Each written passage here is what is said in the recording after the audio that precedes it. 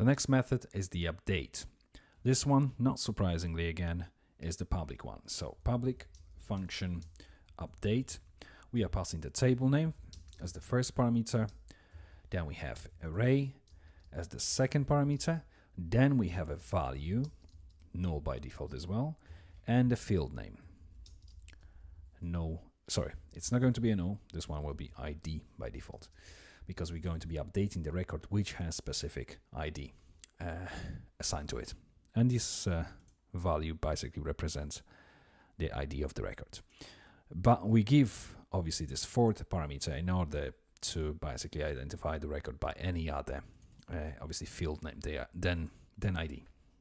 So now we're going to go for the array again, equals this update array. This time we pass in the array to this method, and then if is an empty table, then and is an empty array, then and now we use the helper class, exclamation mark, helper is empty, and we're checking for the value, if value isn't empty, and is an empty field. Why we're using helper is an empty value is because our helper checks our is empty method basically checks if the value is not numerical, because if we pass 0 as the value, then obviously that will make sure that obviously that's not going to show it as empty. It's going to only show the empty string as empty. Basically this is empty method inside of the helper. Now as you can see, we have pretty long condition here, and I think this is a good place to basically move it outside of the function and call it something like is update, I don't know, are update parameters okay or valid. So if I cut everything from here, now let's scroll up a little bit, and right before this update method we're going to create another private function, are update parameters valid, and we're going to pass the same parameters as we passed to this update method, and we simply return, and in the brackets, this statement.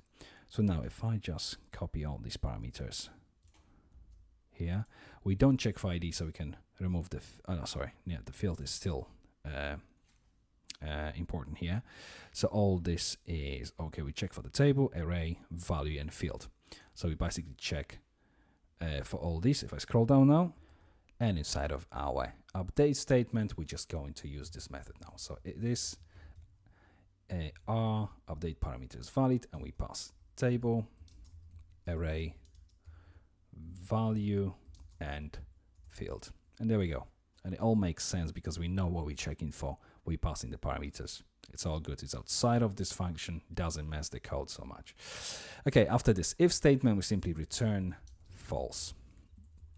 And inside of the this if statement, we go for SQL equals update table set,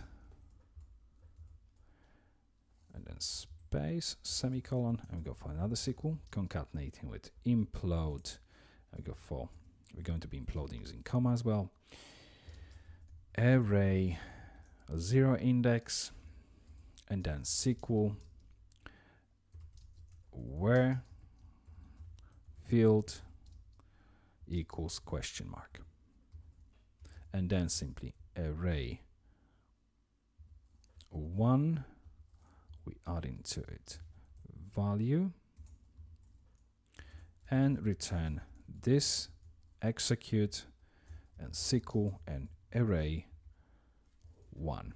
So basically what we've done here is we prepared the statement similar ways we've done with the insert one, basically update table set, and then we imploding all of the fields returned by this update array, which obviously stored inside of this array on the index 0.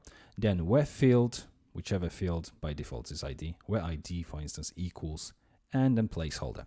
Then to our array with the values, which has been again returned from the update array, we add in another value to the end of this array with the basically our value passed through the parameter.